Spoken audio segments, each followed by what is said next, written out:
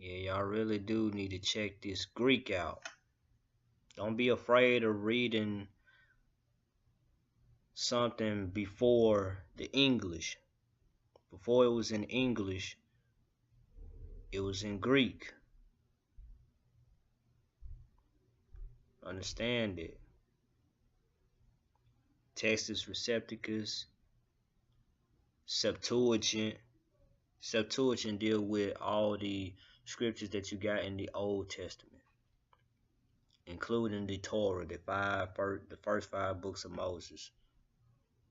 Genesis, Exodus, Leviticus, Numbers, and Deuteronomy.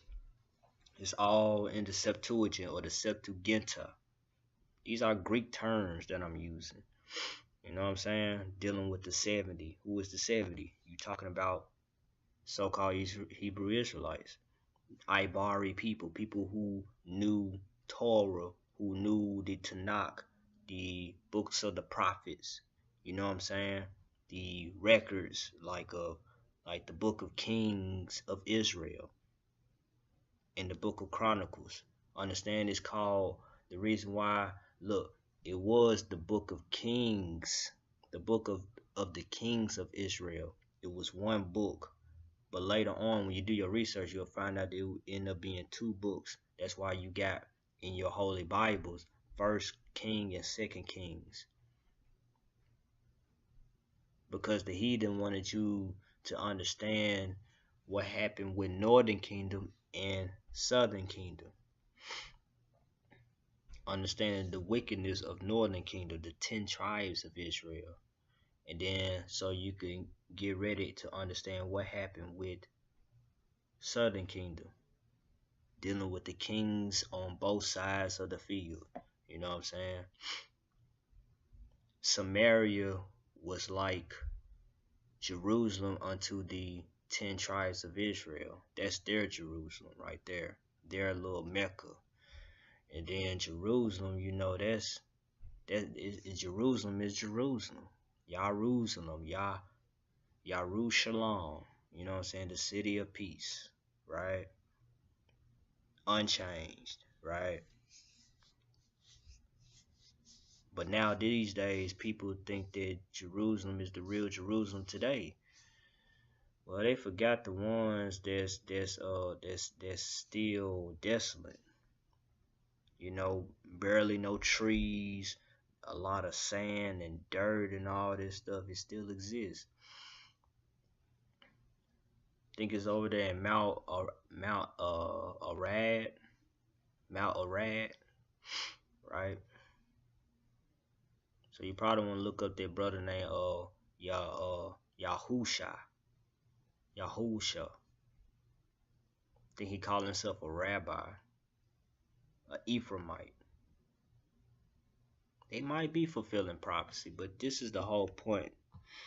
I'm dropping a lot of knowledge here and there, so bear with me. Because you guys are so bewitched and in these camps. It's so crazy. Sometimes what they say will draw you into the school, but once you see stuff being revealed unto you, if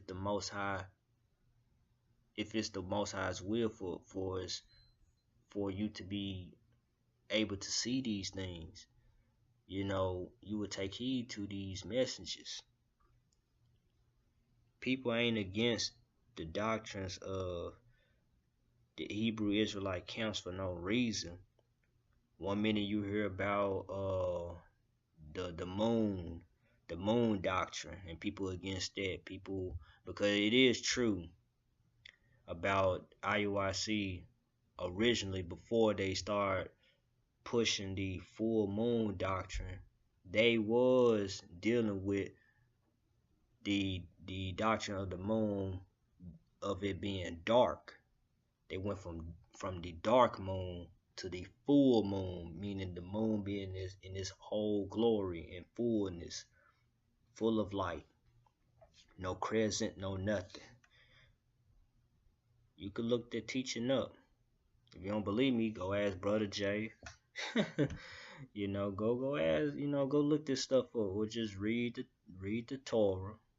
Read You know, read the scriptures, read the Old Testament, do your research, dig.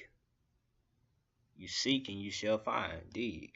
Learn a little, ask for the spiritual gifts, like brother Paul, which a lot of people are against.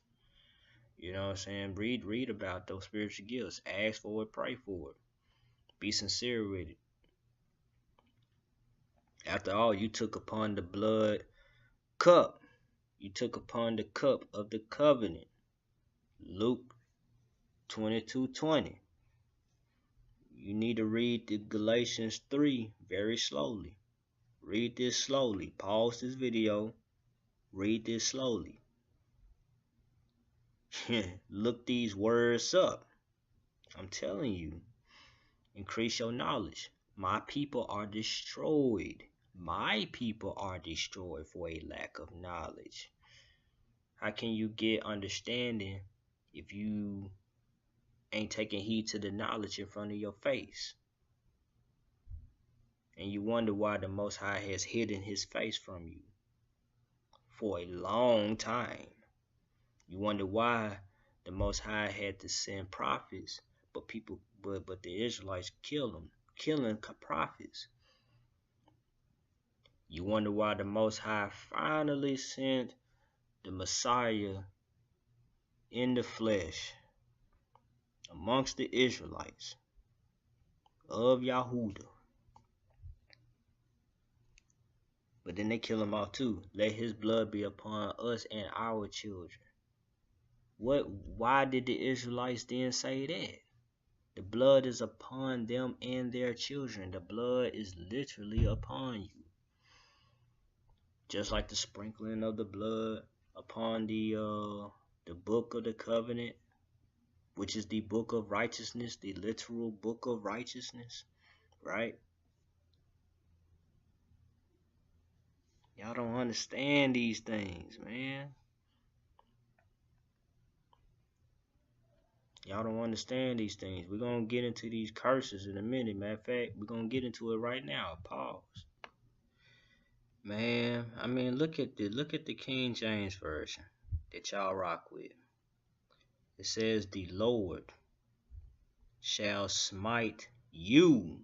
The means you, because you decided to go back upon the covenant, the old covenant that the New Testament said that's obsolete,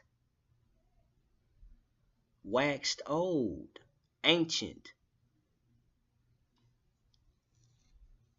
Why did that same author said that it was vanishing away? Understand that in that person's time it was waxed old and it was soon to vanish away. It's been centuries after that author. You honestly think that it's still vanishing away? How you know that it's not vanished away now? For Christ he already been announced at that time as a high priest of an excellent ministry under the order of Melchizedek. That's dealing with the new covenant.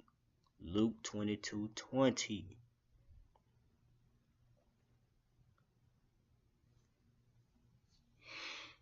Your righteousness, the righteousness of those who follow Christ, who took upon the cup and the bread, what they call communion, right?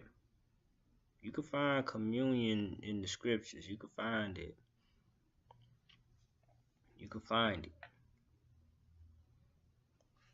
But y'all folks is in blindness. Y'all in madness. You with madness. The Most High will smite y'all with madness and blindness and astonishment of heart.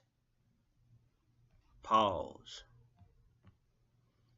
Now IUIC and others, they say that the heart is the mind. Okay. Now look at the Hebrew word.